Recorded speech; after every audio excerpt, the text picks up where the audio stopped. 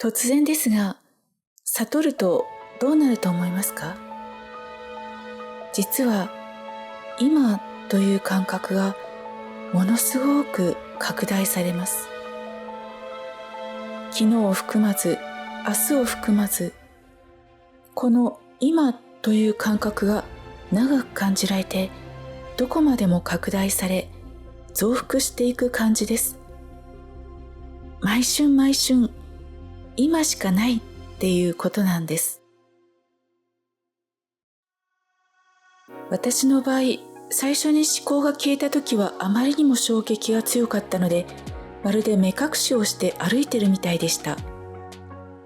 先のことが全く頭に思い浮かばないので、一歩先に穴があって落ちてしまうかもしれないという緊張感の中、でも信じて一歩ずつ歩いていくような感じだったんです。後になって思えばですが、ごく短いスパンでの今ここにいたようです。怖さもあり、ずっと驚き続けているみたいな感覚でした。例えば、自分の部屋に時計があるとしますよね。時計を見ても、こんなところに時計があるなんて誰も驚かないのはなぜでしょう。変な質問ですね。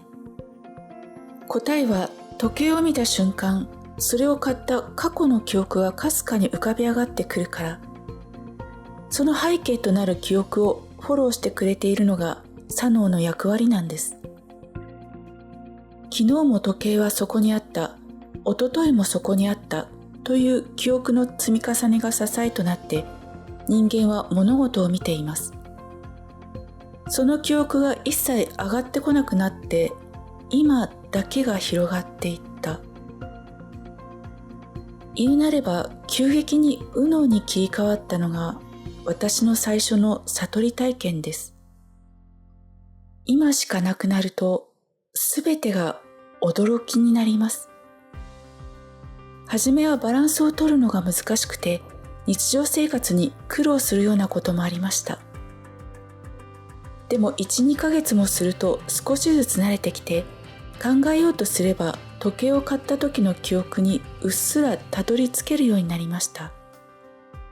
とはいえ、過去の記憶はもやの向こう側にあって、自分とは全然つながりのない感じではあったのですが、悟ると集中力が上がる、ストレスがなくなる、仕事は楽しくなる、健康になる。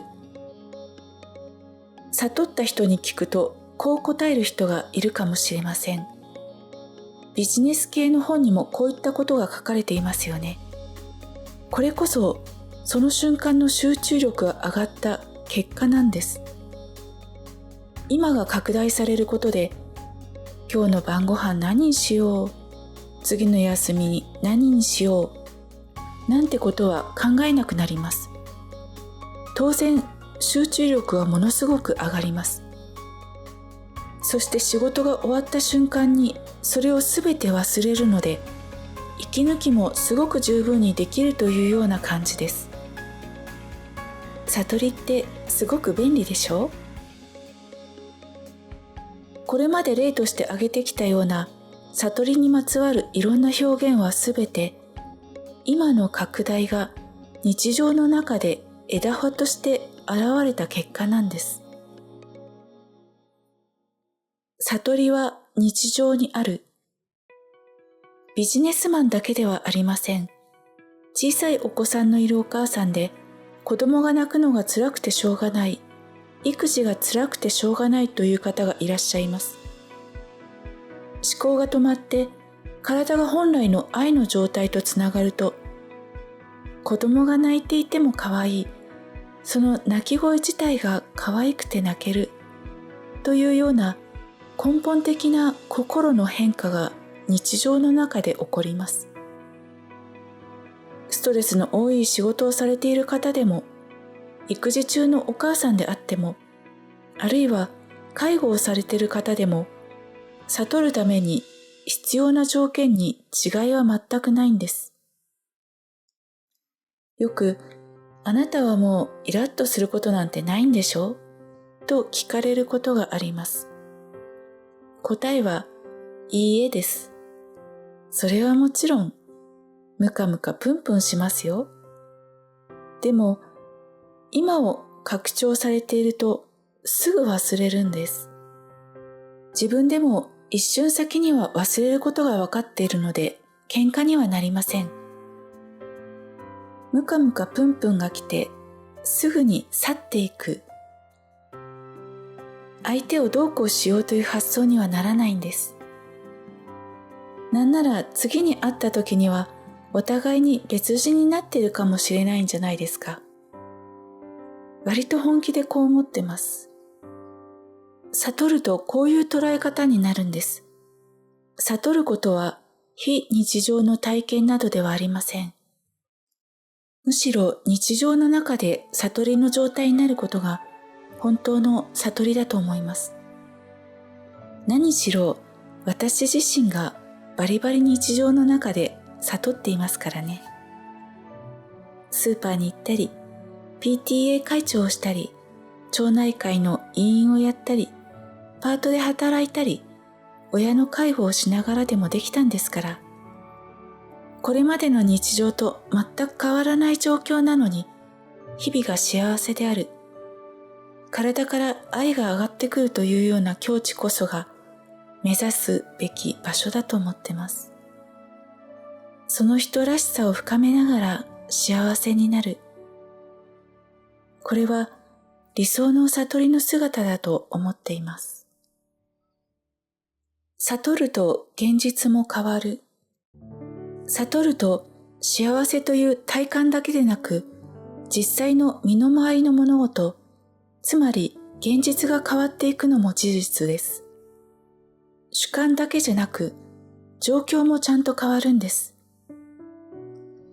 3回連続ワークショップの参加者さんで、ペンションを持つのが長年の夢だったという方は、2ヶ月の期間中に、すごく安い場所を見つけて買っちゃいました、と教えてくださいました。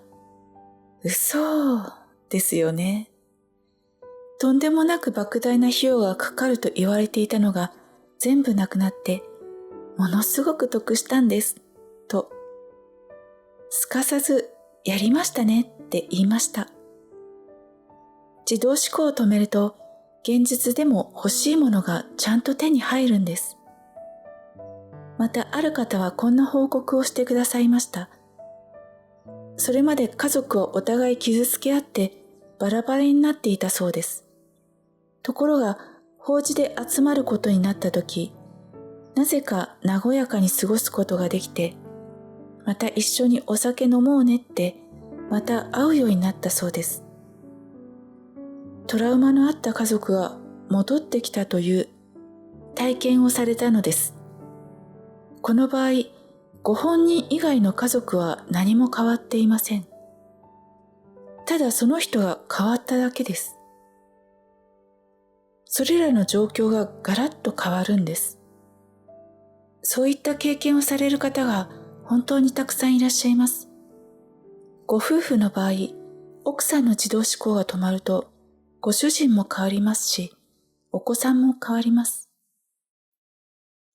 だからもし、今あなたが現実を変えたい、毎日が苦しい、もっと深く幸せを感じたいと思っているなら、それは悟りに向かうチャンスかもしれません。